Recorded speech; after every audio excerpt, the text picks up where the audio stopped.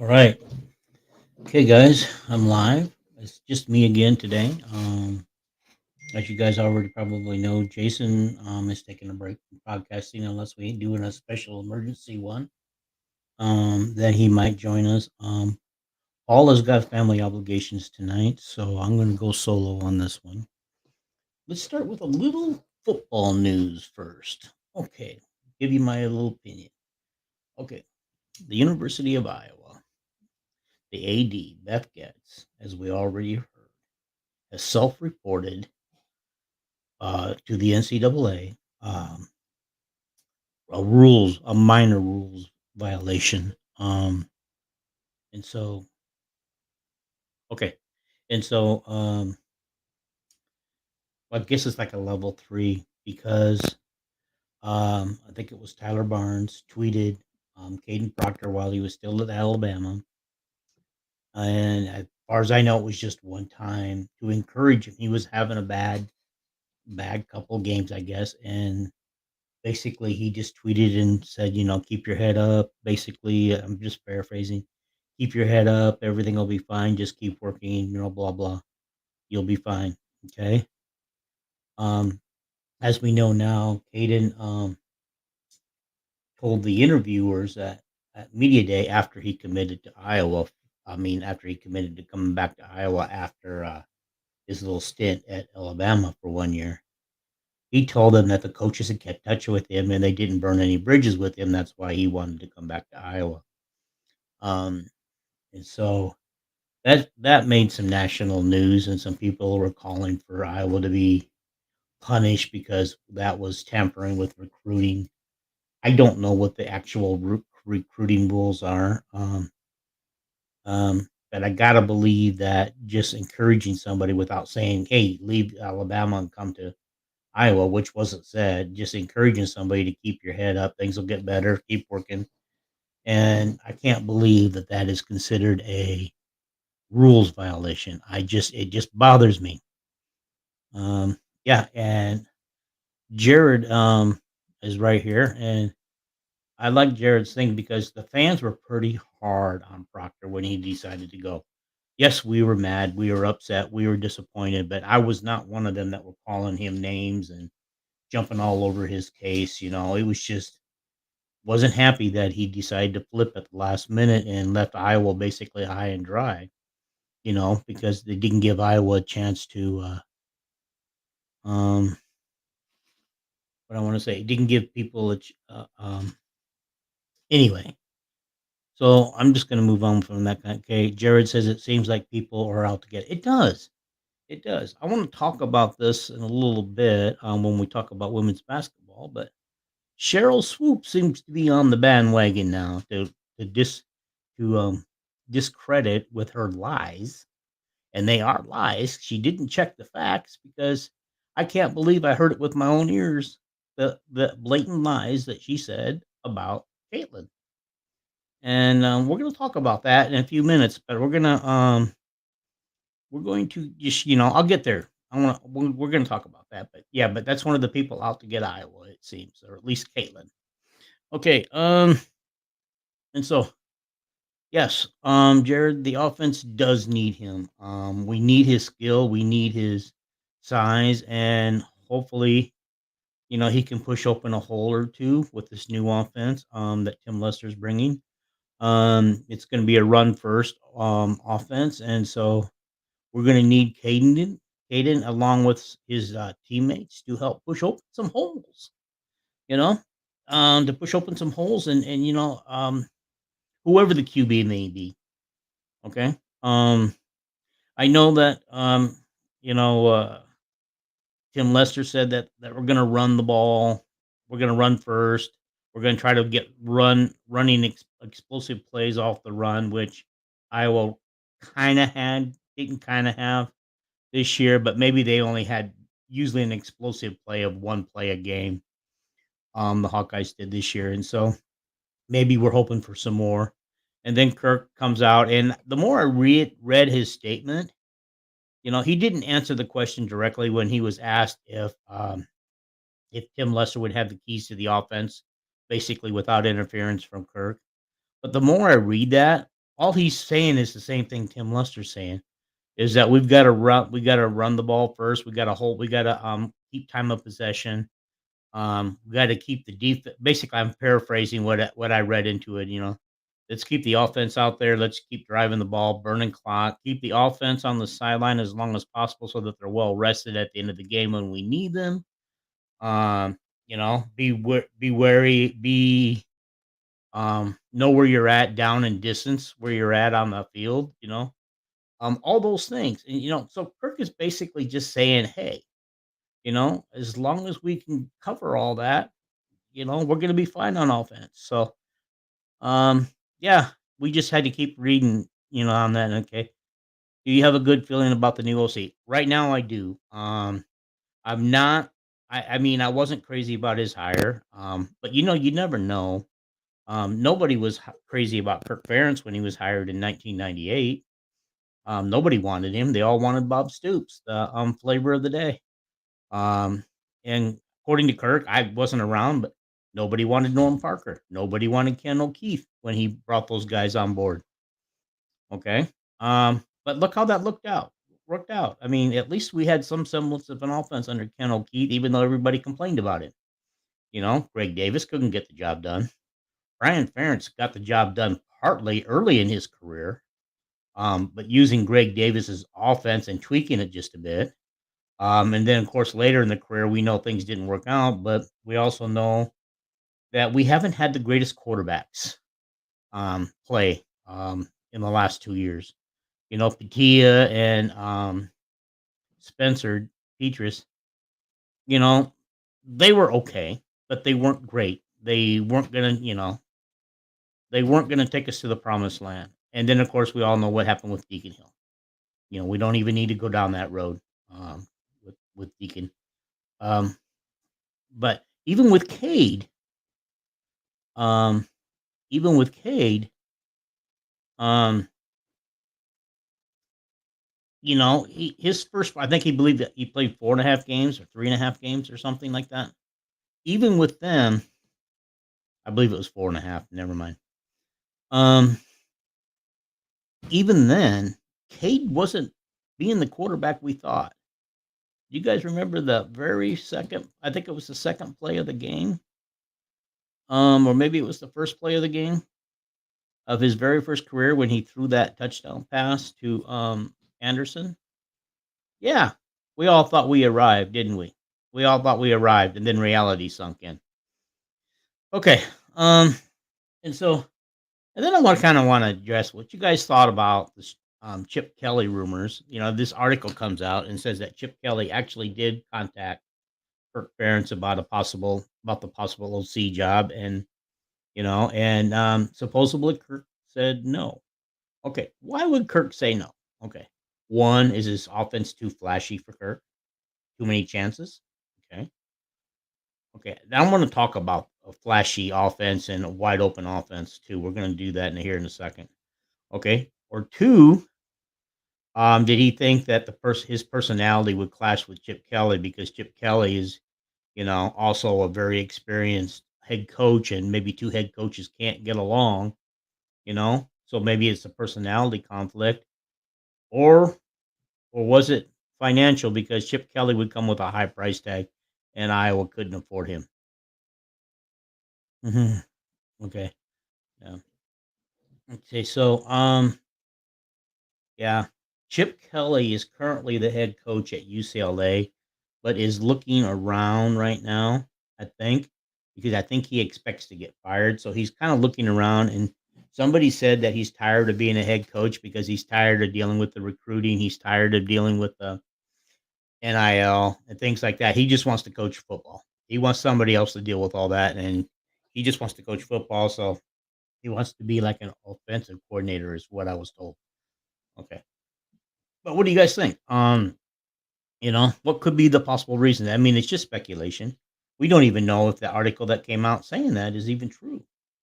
But I just thought it was worth talking about and mentioning.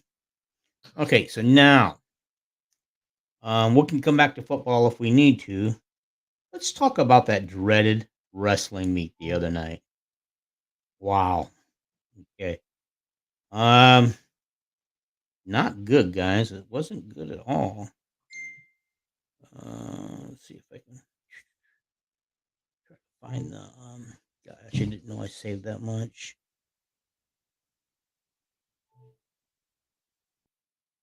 Okay, so Michigan as a whole beats Iowa 24-11. Okay. Here's some of the areas that cost us, okay? I'm not sure what happened, why this whole team wasn't ready. Because usually, you understand one time um so you understand sometime why one wrestler can sometimes just not be ready, okay? But a whole team, okay. We'll start it with 125. Michael DeAugusto, who's number 12 ranked, decisions in overtime, 2-1, Drake Ayala, number 5 ranked. Okay, Drake, that was your match. You're supposed to win that. What happened? Okay, yeah, and Jared's right here. Jared said that the lower weight classes are supposed to be Iowa strength. Okay, okay, all right. At 133, Dylan Raguson defeats Colin Shriver. Okay, that's one that we should have lost. Okay, all right. At 141, though, here's the major upset of the day, and here's what surprises me. It was a technical fall, right? No, it was a major decision.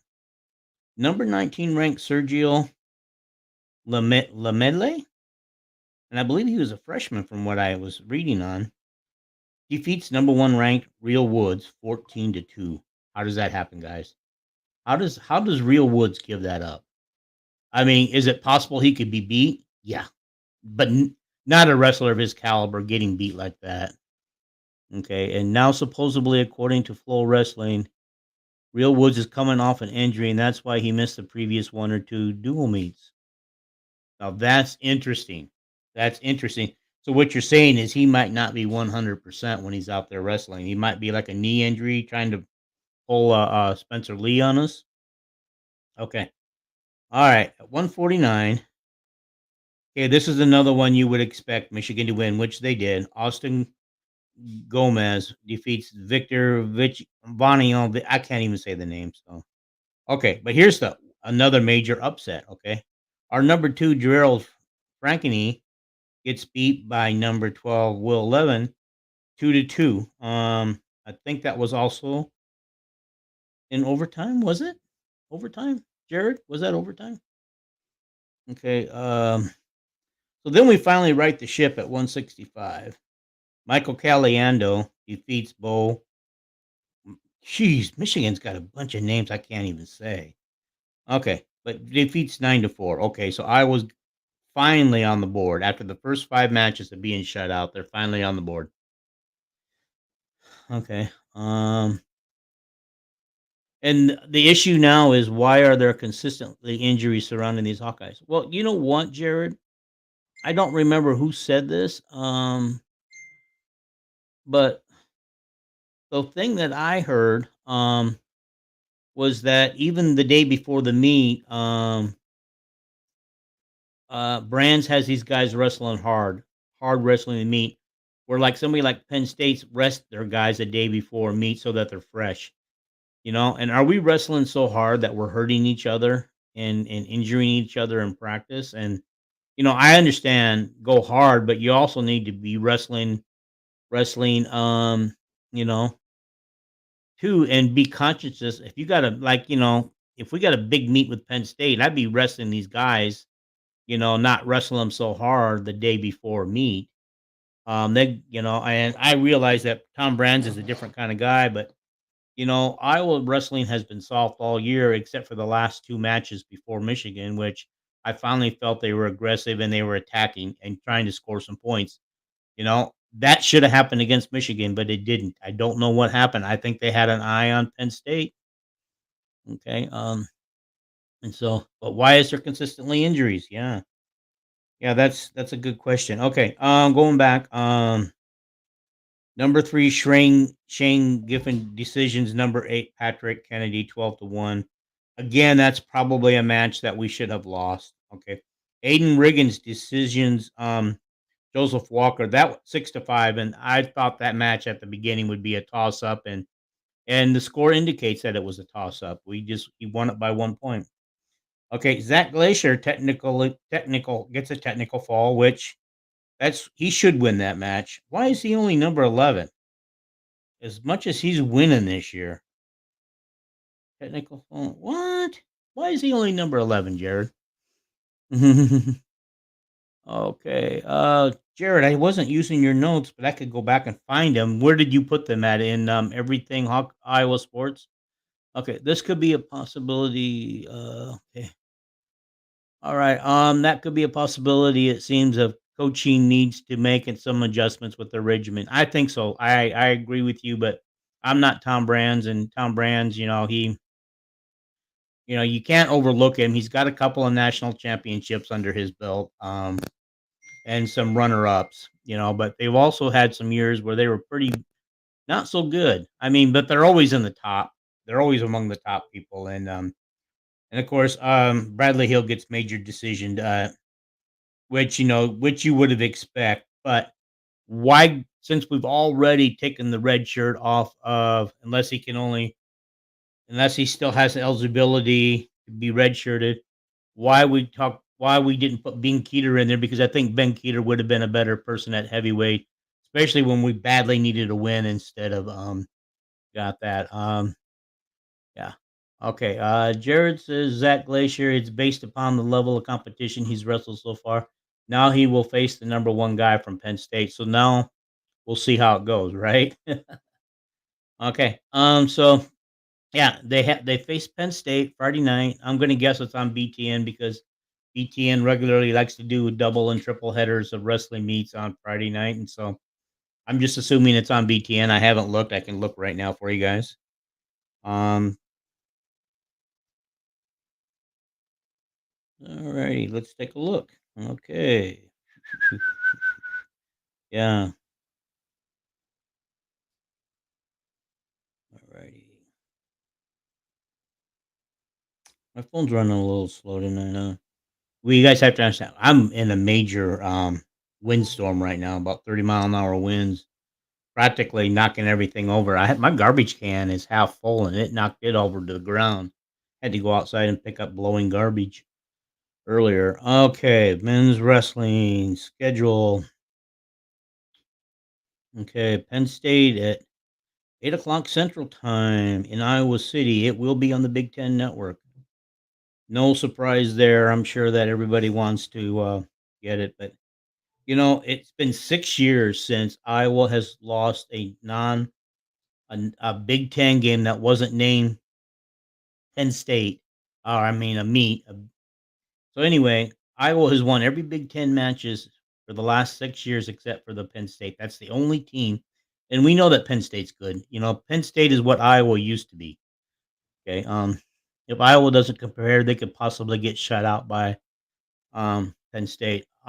Yeah, we should do a preview on that later in the week and talk about that. But I need to look at the lineups and everything before I do that. Okay, let's talk about the basketball ladies that last night and that brilliant win that they had last night. And um, I will say it, the come from behind victory, because after 18-point lead, they eventually lost it and got behind. So Iowa came from behind to win the game last night. But let's just talk first about what Cheryl Swoop said. That bothers me a little bit. So let's just we got another wrestling comment from Jared. People are predicting that Penn State will beat Dan Gable's national score record back in 1997, which was, Jared, you have to tell us what it is, please. Thank you though for keeping us informed. You're our wrestling guru here. And so I appreciate that. Okay. Iowa ladies plus 20 wins. Great job. I expect them to be a Final Four. I think we're all expecting them to be Final Four, and with Molly Davis coming on, and Gabby last night, I think she just had a couple threes. She shot a lot though. But if Gabby can continue to do what she's done in previous game, Kate and Molly can contribute the way they have, and then between O'Grady, Goodman, and Hannah do what they do at the post thing, I think we can look at it. I saw a guy today, I don't know if he tweeted out or it was Facebook, he he said that he thought that this team was even better than last year's team. This team is getting more production out of some of their players. Like Feuerbach and Falter. Falter's really giving quality minutes when she's out there. Feuerbach only played 2 minutes last night. And so, I'm not sure why. She usually gets more minutes, and she's usually pretty solid on the three-pointer. Not sure what happened there, but they only went 8 deep last night. Traditionally, I think she goes a little deeper on her bench, but I think that she really wanted this win so bad that she was afraid to go past her top 8 players. Okay, but anyway, let's get back to what Cheryl Swoop said about Caitlin Clark in this interview that she did, which is all over the internet. You can just type it in and you can hear it for yourself. It's on Twitter, it's on Facebook. I've seen it all over with the video. First of all, she said that Caitlin Clark puts up 40 shots a game. We all know that to be wrong. I think last night she put up 24 shots. Okay. And she got near 38 points, 39 points. So, um, yeah, yeah, she's not, look how they did. That's one of her higher outputs. I mean, besides the 40-point games. So we know, and she's still shooting about 50% when she does that. But it's not like she's putting up and shooting only like 30% and getting all those scores. Okay. So that's where Swoops is wrong, first of all. Next, she said that Caitlin Clark was in her 5th year. I think she basically said that she used her COVID year last year and is using an extra year this year, like she's a 6-year player, right? Okay. Well, we all know that Caitlin Clark is in the middle of her senior year. If she has a COVID year to use, if she chooses to use it, she hasn't announced yet whether she's using it. So to say that she's in her 5th year, and that's the reason why she's going to break the record because she's doing it in more games and more seasons than Kelsey Plum is completely wrong, right? Okay. Kelsey Plum did it four full years, which is what they do. The women stay for 4 years in high school. I mean, in college. Okay. All right. And then I believe she had 139 games to get her record. I believe I saw a stat last night that said um currently in 3 and 3/4 seasons for Caitlin, she's had only 123 games in her career to do this. And she's projected to break it in the next 2 or 3 games, that record. Okay. So at the most, she's going to have 100. She's going to break that record in 126 games. Right. Um, and so for Cheryl Swoops to come out and say that Caitlin's record won't be any good because she should have beat it in her senior year, which she didn't think was this year. She thought it was last year. Okay, so Swoops is really off her rocker there. Okay, and then there was one other thing, and I forgot what she said that was a blatant lie, and I don't know why the Caitlin Clarks are coming out there, but so she's saying, yeah, when she gets to the WNBA, whatever team, they're not going to let her shoot 40 times a game. Duh, duh. She doesn't shoot 40 now. She's not going to shoot 40 in the WNBA when she's with a more talented roster, and she's got what's her name, Aaliyah Boston, to make passes to if she decides to go play for the Fever. So she's going to make passes to her and probably get a lot more assists. But to call her selfish, when you look at her assists, she's one of the leading assist people in the United States in her career. I can't remember where she ranked, but I know she's very near the top, if not at the top of assists. And so that just shows you that she's not selfish. She's setting up her teammates to score, and it just really, really makes me mad. Okay. Jared, coming back to, we're going to go back. We're going to take a step back to the wrestling. The 1997 Wrestling Nationals, Iowa, 117 points. Oklahoma State, 113.5. Iowa had 6 in the finals and that with 5 national champions. And, I think that was the same time that the reporters asked Dan Gable if that was if he was really satisfied with what they had done that season. He said, "I won't be satisfied until I have 10 national champions." Um, that could have been the year, because I do remember that comment by Dan Gable. Alrighty. Okay, let's talk about that game the other night, that they had, the women, yesterday. We talked a little bit about it already, and so I have to get my stats here. Alrighty. I put everything on my phone tonight, guys, so, yeah, I'm just gonna go through my phone here and try to find it.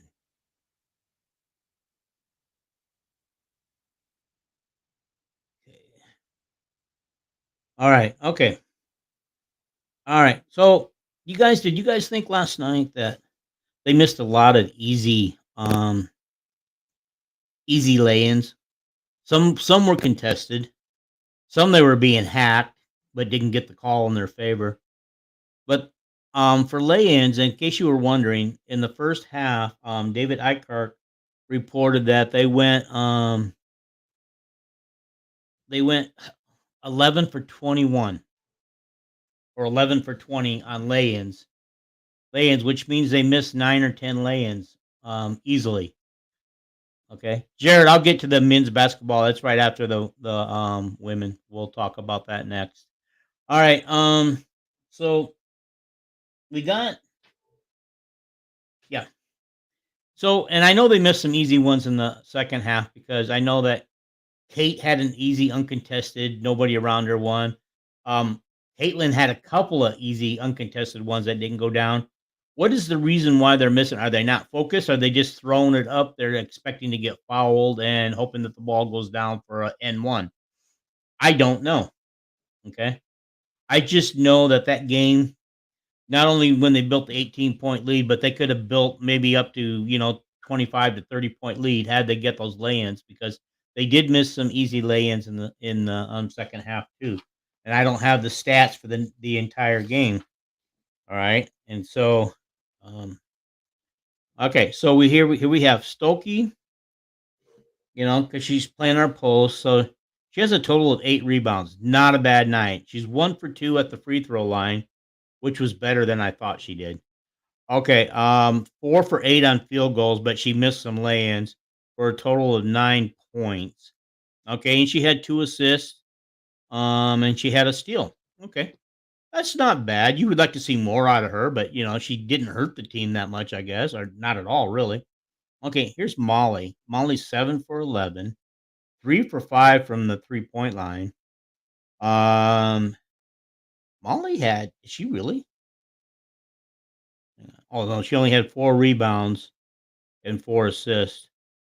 But she had, 17 points last night, and so we need more of her. We need her to do that much. We'd love for her to step up and do that, and we know that she's capable of doing it. We know it. Okay, Kate Martin steps up, goes, 5 for 14 or 6 for 14. So basically, she had a rough night, but hit 3 of 3 free throws, and she still got 15 points. Okay, so that's about, whatever. So that's about where we want Kate to be, 12 to 15 points a game. She had 4 assists, but she did she did have 5 turnovers on her own, but she got 1 steal, so she got 1 turnover back. Um, then we got Caitlin. We all know about Caitlin. So Caitlin did shoot 29 times last night total. She was 13 for 29, 7 for 17 on three-pointers, 5 for 5 from the line. Um, she have to get over here. Only 1 foul. 6 total rebounds and 12 assists. She turned the ball over 6 times herself, but she did have 1 block. So basically that's getting 1 back. Okay. Gabby Marshall, 1 for 5 on her shots, okay? That's all she took was 3 pointers, and so she got 1. I thought maybe she had 2. I thought I heard Lisa say that she had 2 last night. Okay, but let's see what else she did. Let's see what she did. Um, she had 3 rebounds and 3 assists, so, and her actual she was a -3 when they were on the floor. Okay, Sydney Folter, though. This girl's coming on. I mean, she was only 2 for 5 and 1 for 3. But she's coming on. She was a plus 16 while she was on the floor. The highest rated player, even, doubling, Caitlin's 8 score. So, this girl needs more playing time. You hear me, coach? She only got 19 minutes and 54 seconds last night. Let's get her some more time. She had 5 points, 1 steal, 1 assist. Uh, looks like she had 6 boards. Okay, O'Grady, 14 minutes, so she's getting more playing time over Goodman. Didn't score. Okay. Oh, she did. I'm sorry. She scored 6 points. She scored 6 points, but had 7 rebounds, no assist. Okay. She was a +1 when she was on the floor. And Kylie Furbach was only played 2 minutes last night, and she has 1 assist and a +2 while she was on the floor. So, um, yeah, we usually get more out of her, and she usually gets more minutes. So that's a little disappointing, but it's that way. South Bend, I'm going to come back to that question in a little bit. We already did some football talk, and I'll come back to that question. All right. So anyhow, their 2 big guns last night got 25 and 22 on us, and you guys saw how I think it was the one number 24. I'm not sure which one she was. Probably the one with 25 points, who just was basically having her way with us last night. And anyway, the women found a way through adversity, you know. Um, just like the Ohio State and Kansas State games, they gave up leads late, but weren't able to recover to come back and win those games. They did get over the hump today and got last night and got Maryland. Okay. What am I saying here? Okay, so they win Maryland by I believe I forgot 8 points or 6 points somewhere in there. Okay. And so that's good for the women. Okay, now Ohio State today beat the Indiana women. And somebody said they did it Ohio State did with the full court press, and it just Indiana didn't know what to do with that. So I was at church. I was looking forward to watching the game, and when I sat down to try to find it on TV, I couldn't find TV on the TV when I got home.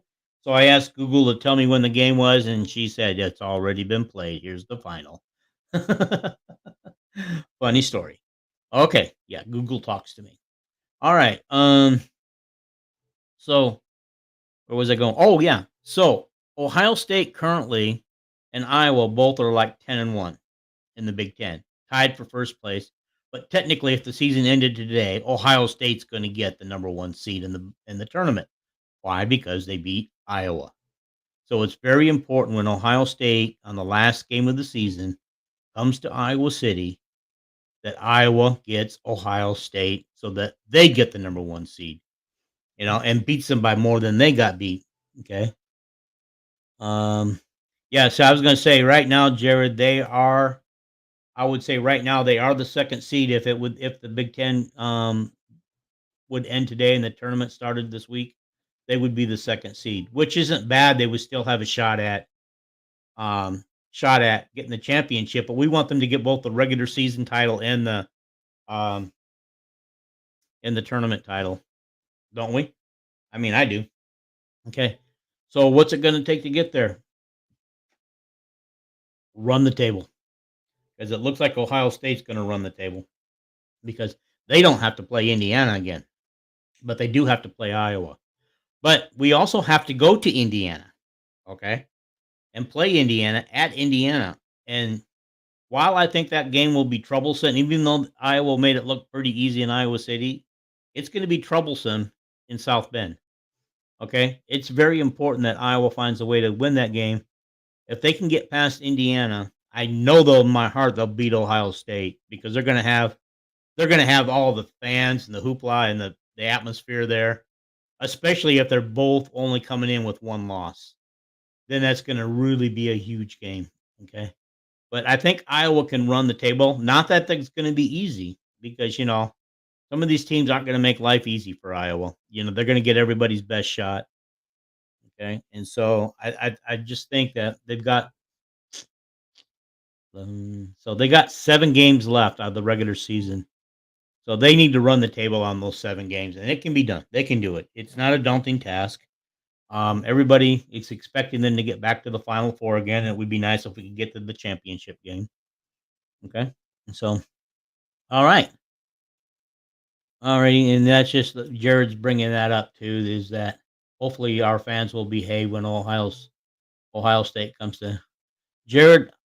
I want them to behave, but I want them cheering loud and loud and loud. And let's let the band fire up on free throws or something. Like, let's let the band right behind their bench or something. Do something, like Purdue does. Make a tough environment for Ohio State. Okay. If you guys remember last year, we full pressed Ohio State in the championship game and we just pretty much ran them out off the court. Okay. And so, all right, let's come to the men's. The men. The men also have a tough game. Um, what did I do? Well, I'm drawing a blank. I do that, guys. By the way, if I go off, if I all of a sudden go blank, it means I lost power because everybody around us is losing power, and the wind's still blowing from what I can see back there. Um, so just in case. Alrighty.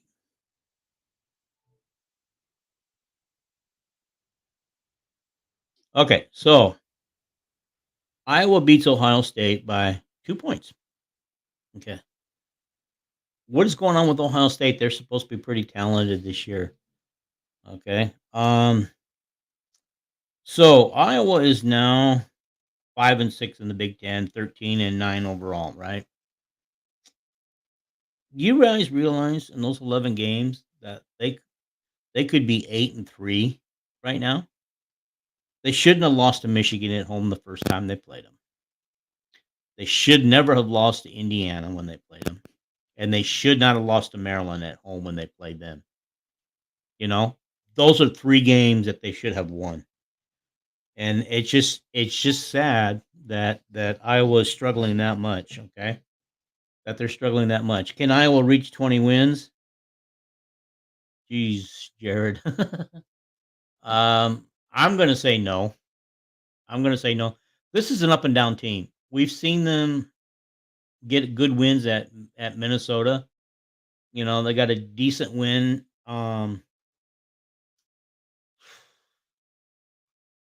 forget. Okay, they've won 5 games out of the Big Ten, so I can't remember them all. But they also haven't beaten anybody that's ranked yet. They haven't beaten anybody that's ranked. Okay, so this is going to be, and I said this from the beginning of the season, and people disagreed with me. I said this is going to be an up and down year. This is going to be a time when we think they're going to be world beaters. Then the next time they go out, they're just gonna dump it all on the trash and the toilet and flush it, and because they're just gonna look awful, and that's exactly what's been happening this year. Um, so I just that's what's I've seen this year personally is that that's what it is. I called for it, and I'm pretty sure that's how the rest of the season will go. It'll be up and down. And finishing 6-3 and 19-12 on the season. Well, if they could finish 6-3, that would give them 11 and 9. Yeah, 11 and 9. Um, Okay, NIT. I think it's very possible that this team could at least play for an NIT. Okay, I don't think they have enough. They won't have enough resume to go to NCAA. They're going to get overlooked. But if they get to 19-12 or even lesser record, they can go to the NIT. Here's what the NIT is changing its rules, and I believe it's enforced this year, where they can invite anybody they want to. Doesn't matter on their record. They could have a losing record. They're trying to make it more of a Power Five tournament, for the non-Power Five teams that got left out of the tournament, of the big tournament, and lesser so to the group of five teams. Okay, and this is what I heard talked on about a podcast here about a month or two ago, and I haven't heard anything about it since. So I might have to Google that one and go with it. And so yeah, yeah. So South Bend does have this is funny for South Bend because uh he's very positive on the basketball season. He thinks we're going to turn it around. Okay, he thinks PMAC's going to turn it up, and so um PMAC's going to give us what he gives us for honestly for what the rest of the year is. He's going to do what he does. He's going to give us some positive minutes when he's on the floor, but it doesn't look like he's playing a lot of minutes. He's coming off the bench, and Dix is giving us quite a bit more from that position than T-Mac is. But yeah, I still think it's a possible NIT berth. Oh yeah, here. I okay. Let's take a look here. Ben Cricky's not been playing as well lately. Okay, the other night he plays 32 minutes, gets 8 total points, but he does get 3 assists and 1 steal. And he looks like he got 1 block, no, 2 blocks. But he was only a +1 while he was on the floor. He's not playing as well as he was. He was our leading scorer with over 20 points a game at one point. He's losing that. Okay. Um, and then Freeman is also lately not playing well because he can't stay out of foul trouble. And that's the sad part, but he did have 7 points and 6 rebounds and, 1 assist, 1 turnover, and no blocks, and he was a +2 while he was on the floor. Okay, if we can get Owen Freeman, I do they have a big man coach on that team that teaches these guys how to play big man? Because he just has to keep his feet down on the ground and get those arms straight up. But he's up there, he's challenging, he wants to stuff the ball back in their face. He wants to block the shot, so he's getting up there, basically going over their backs, over their front, everything else. And I know he's a freshman and he will learn because Luka Garza had the same problem his freshman year. Okay.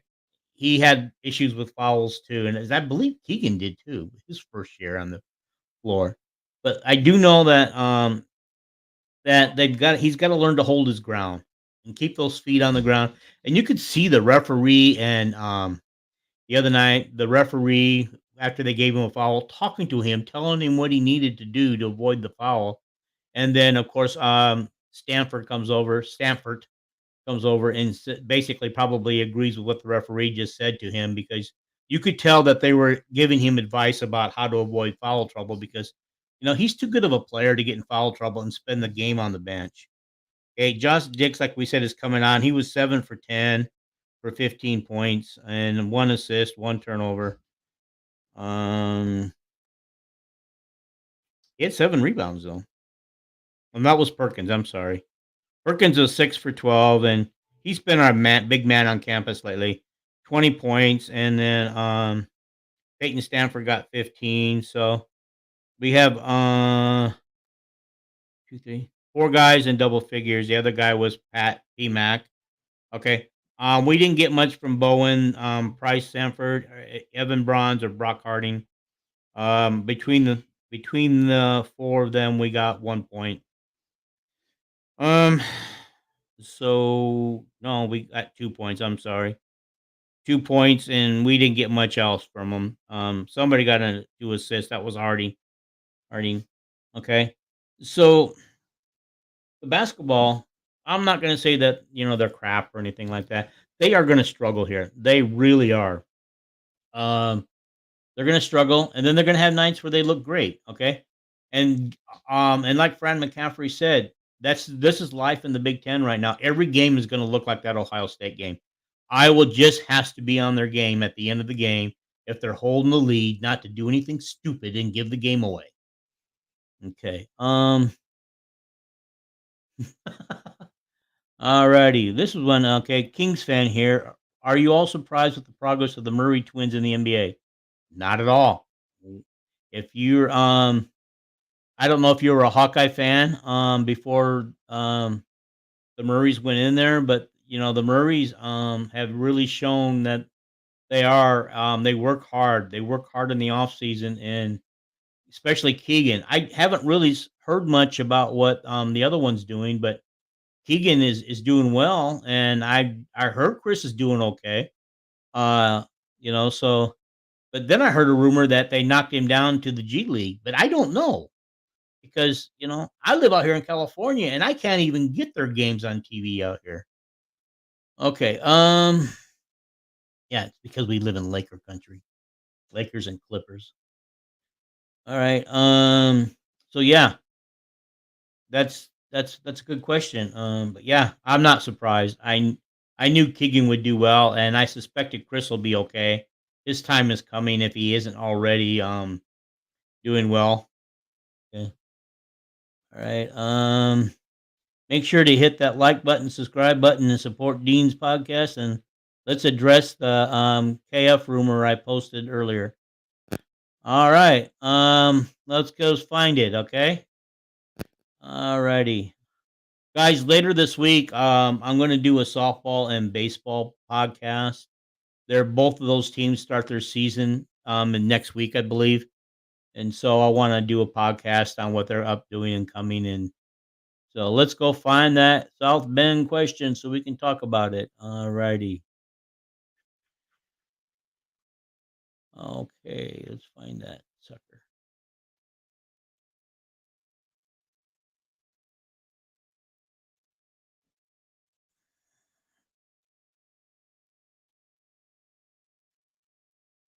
Okay. Any truth to the that KF is seeking a 2-year contract extension? Feels after Beth did him dirty by embarrassing BF that Iowa owes him a raise or and 2 more years. South Bend, is this really a rumor? I haven't heard that.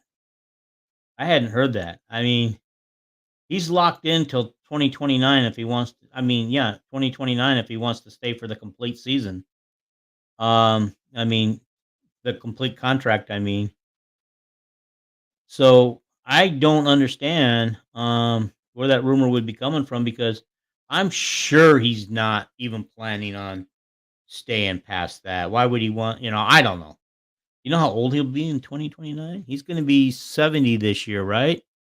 No, 69. 69 this year, and so 5 more years, he'd be 74. 74 when his contract ends, you know? I don't know, he might be. I haven't heard that rumor, at all. Um, but I will tell you this, he's got a lot of grandchildren, and I don't know why, long as he's still in perfect health, why he wouldn't want to, um, get on get on there with his retirement in life and just enjoy the grandkids. I've got 10 grandchildren. I retired young so that I could go out and spend time with my grandchildren and get to know them as they grow up. And I even moved across the country to be near them.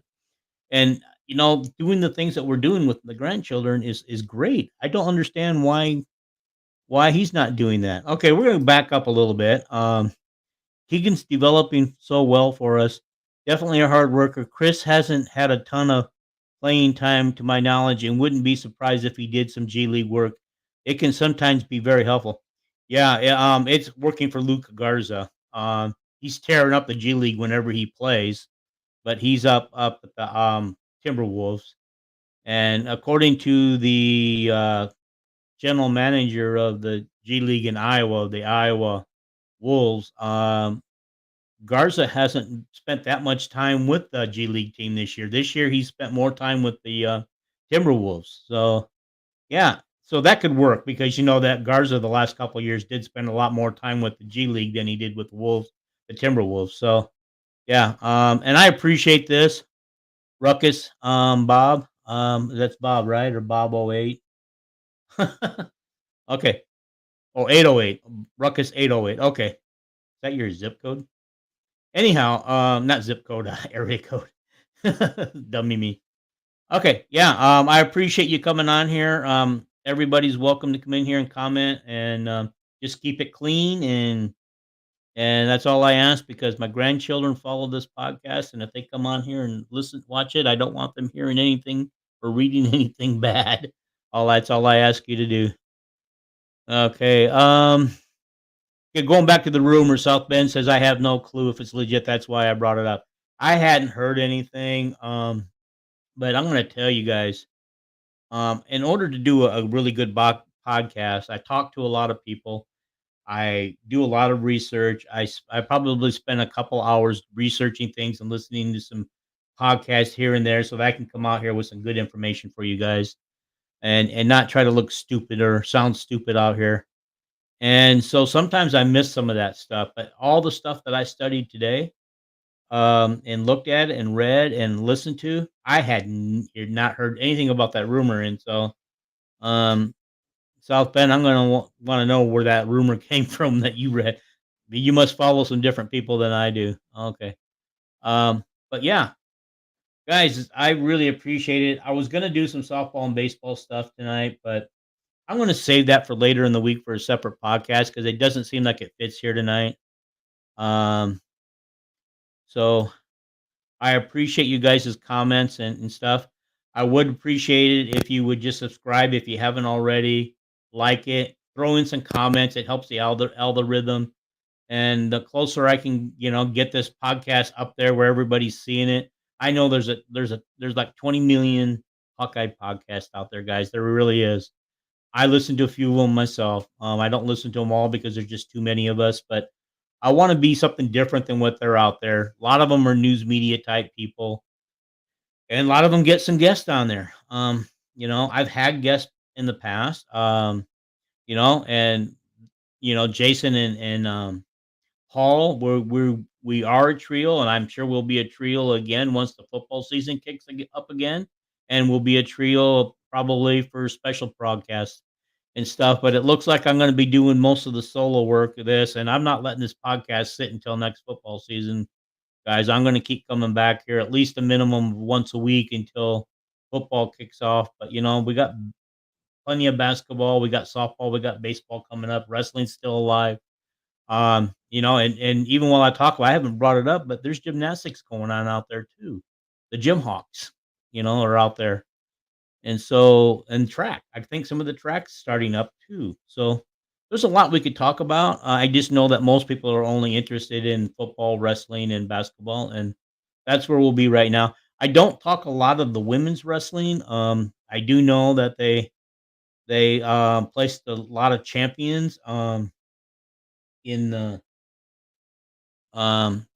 their tournament that they went to. They had a lot of champions, and I could run that down for you real quick. I have it right here, and then we'll get out of here, and then we'll move our separate ways. All right. All right. Okay.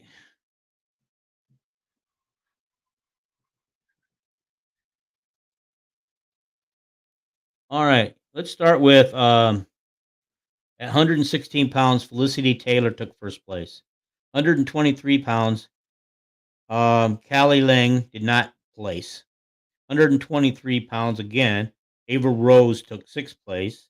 So, the way Iowa women is set up, they sometimes have uh, two people at the same weight in some of these tournaments. Okay, let's see if she beat her teammate Ava Rose. See if she had a chance and beat her. I don't see that happening. Okay, 130, Allie Woodhuyen did not place. Um, okay, hang on. Okay, all right. At 136, we had a couple enters, I guess. Anka Vesco took sixth place. Emily Patnode took fourth place. Also at 136, Lily Love took third place. So, honestly, that looks to me like, I was pretty deep at the 136 spot. Okay, 155, Bellamere, and I think she's the one that has aspirations to do a,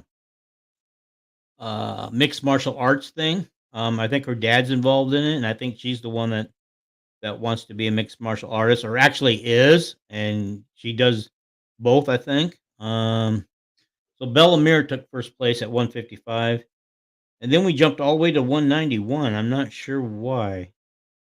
I don't know if we didn't enter any weights at that, but J.C. Fuller took second place, and then Sam Calkins at 235 took fourth place. So I believe that's it for all the yeah okay. And they're not back in action again until they go to their national tournament. They have a national tournament coming up in at Simpson College in Indianola, Iowa, at the end of this month. So, guys, this has been fun. I really appreciate you guys being here. I'm gonna go find. There we go. I want that one up there for the when people come and see this way, it reminds them. So yeah.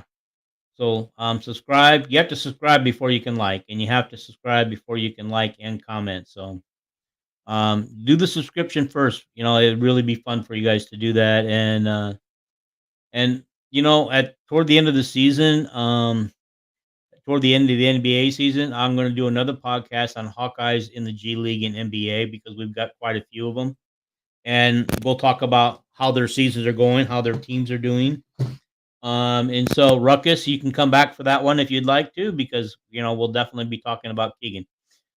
Okay, I'm out of here, guys. I really appreciate you watching. And we'll talk to you next time. And look for the softball baseball podcast later this week.